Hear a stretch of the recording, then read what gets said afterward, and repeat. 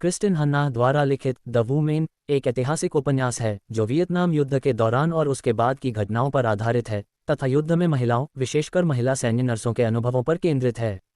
यह उपन्यास 2024 में प्रकाशित हुआ और शीघ्र ही बेस्टसेलर बन गया। अपनी भावनात्मक गहराई, ऐतिहासिक सटीकता और शक्तिशाली कहानी के कारण पाठकों के बीच लोकप्रिय हो गया।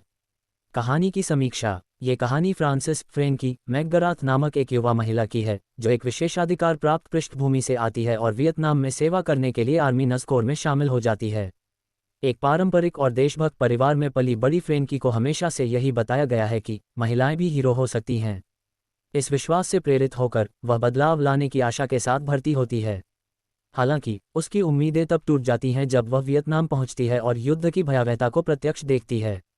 एक लड़ाकू नर्स के रूप में फ्रेंकी को युद्धक्षेत्र के अस्पतालों की अराजकता में धकेल दिया जाता है, जहां उसे युद्ध के भावनात्मक और मनोवैज्ञानिक बोझ को सहन करते हुए विनाशकारी चोटों से पीड़ित सैनिकों का इलाज करना होता है।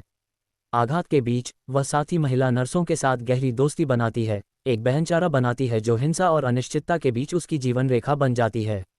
अपने समर्पण और सेवा के बावजूद जब फ्रेंकी युद्ध के बाद घर लौटती है तो उसे अलगाव, लैंगिक भेदभाव और एक ऐसे राष्ट्र की उदासीनता का सामना करना पड़ता है जो वियतनाम में महिलाओं के योगदान को स्वीकार करने से इनकार करता है।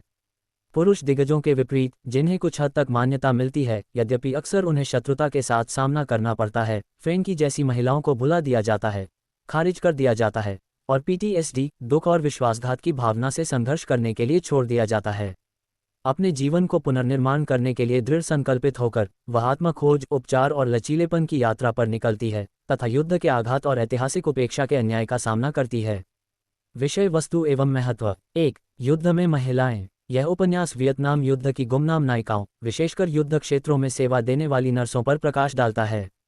इसमें पुरुष प्रधान सेना में महिलाओं के सामने आने वाली चुनौतियों और उनके बलिदान को मान्यता न मिलने पर प्रकाश डाला गया है। 2. युद्ध का मनोवैज्ञानिक प्रभाव। पीटीएसडी, उत्तरजीवी अपराध बोध और भावनात्मक आघात के साथ फ्रेंकी का संघर्ष घर लौटने के बाद भी युद्ध के दीर्घकालिक प्रभावों को दर्शाता है।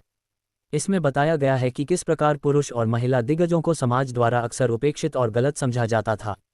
3. दोस्ती और बहनचारा। महिला नर्सों के बीच का बंधन कहानी का केंद्र है, जो अत्यधिक प्रतिकूल परिस्थितियों में भी उनकी ताकत, लचीलापन और एक दूसरे के प्रति अटूट समर्थन को दर्शाता है।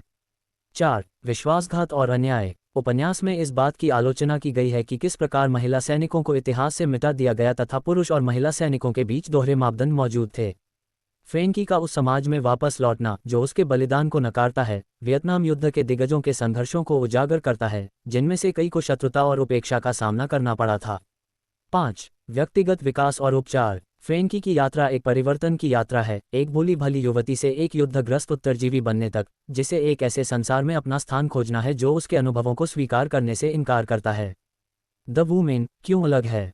अपनी भावनात्मक और चरित्र प्रधान कहानी कहने के लिए जानी जाने वाली क्रिस्टिन हन्ना विशद वर्णन, सम्मोहक चरित्रों और गहन भावनात्मक प्रतिध्वनि के साथ इतिहास को जीवंत कर देती हैं। उन्होंने वियतनाम में महिला सैन्य नर्सों की भूमिका पर सावधानीपूर्वक शोध किया तथा ऐतिहासिक सटीकता सुनिश्चित करते हुए एक हृदय विदारक किंतु प्रेरणादायक कथा तैयार की। पुस्तक की प्रशंसा इस प्रकार की गई है।